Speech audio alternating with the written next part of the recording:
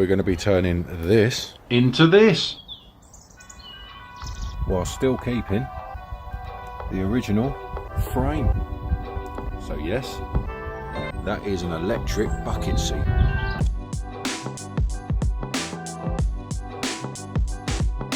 So after a lot of messing around, as you can see, the seat's in pieces. I put the seat back in just as a tester. It's all ready to go, but with the driver's one, I didn't have this on the passenger's one, they've got swivel brackets where you can change the support. So what I've had to do is make sure that's at the lowest point, and again at the back.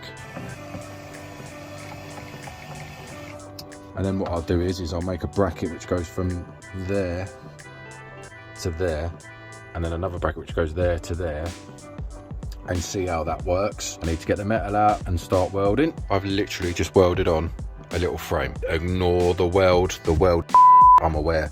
Welded onto there, welded onto there, welded onto there, welded onto there. Then I've measured the seat, making sure that it should be about here, and then obviously the main weight is going to be here, so I've doubled up there. That should be perfect. So now what we're going to do is just make sure it all still works. So forward and backwards.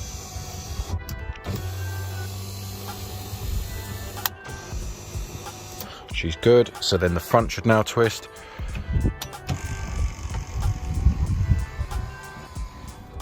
Which it does, and go back down. And then the back should go up.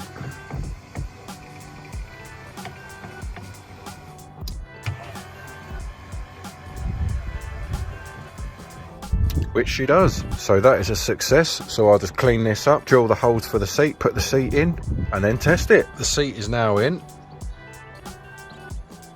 So let's try this out. So it should go.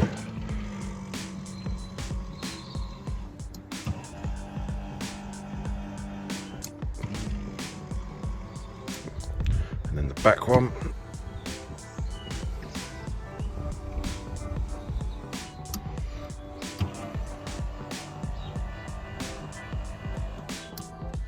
And then obviously forward and backward.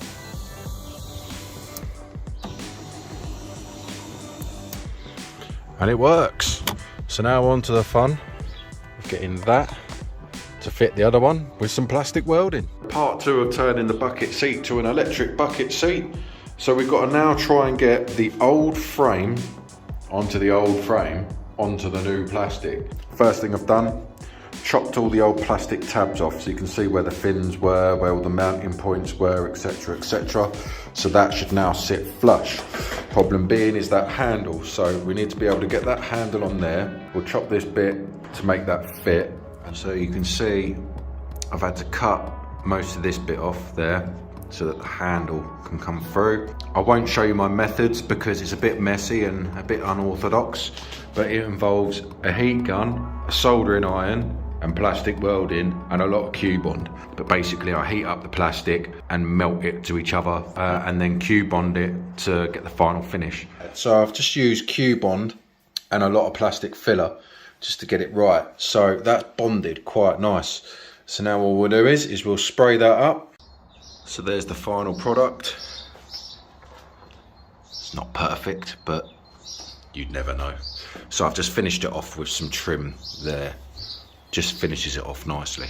So there we go. There is an electric bucket seat.